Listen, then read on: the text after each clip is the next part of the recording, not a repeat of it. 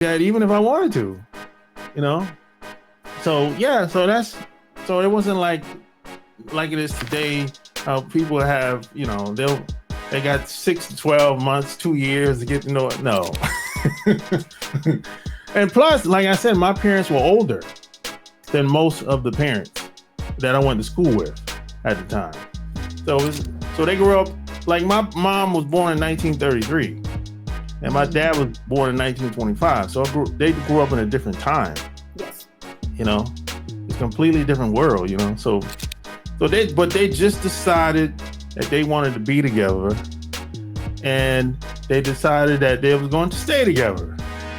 And that was basically it, Well, there's like a lot. I think there's some things to learn from things like that, how it used to be, where families would set people up, or if it was arranged, or even because that's how it used to be, is families would set people up because typically, hopefully, families usually have your best interest. They want you to meet someone who's aligned with you, who's aligned with your values. So that's why they would help set you up with someone.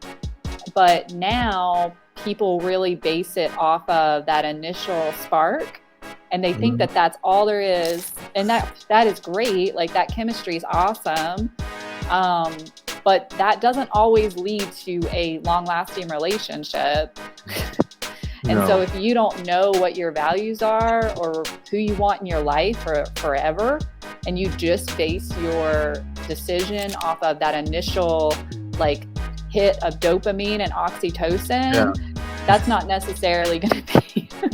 Yeah.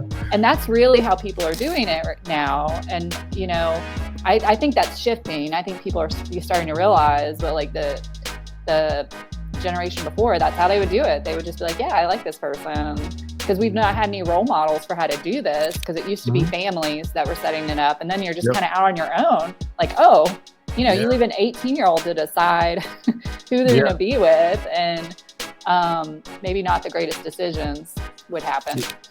Yeah, exactly. People are kind of out here by themselves trying to figure out on their own, but that's how it was.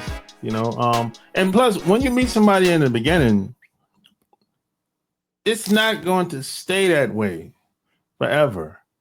And even if let's assume it could stay that way, y'all would burn out. Y'all wouldn't be able to sustain just physically. Well, y'all would burn out. If y'all was on that high every time y'all see each other, y'all excited. No, it's.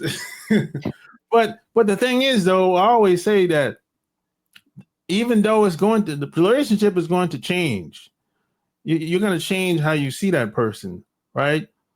But it doesn't have to be in a negative way. I always say that. Yeah, it's really just a chemical reaction in the brain, and it's awesome and it's fun. But if you don't know beforehand what you're looking for, who you're looking for, and you're just basing your decisions off that chemical reaction, it fades. Like it is. It's just a chemical reaction, and it will fade, guaranteed.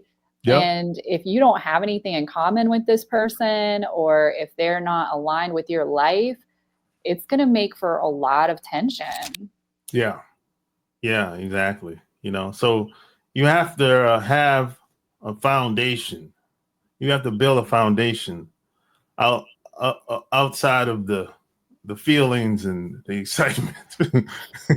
That's why I always say, if you have a weak foundation, it's not going to last. Yeah, it's not going to last. So how did you have the confidence that you could even help other people? Because it's one thing to you have your own relationships and you learn from things that happen with yourself, but how did you even know you could help other people?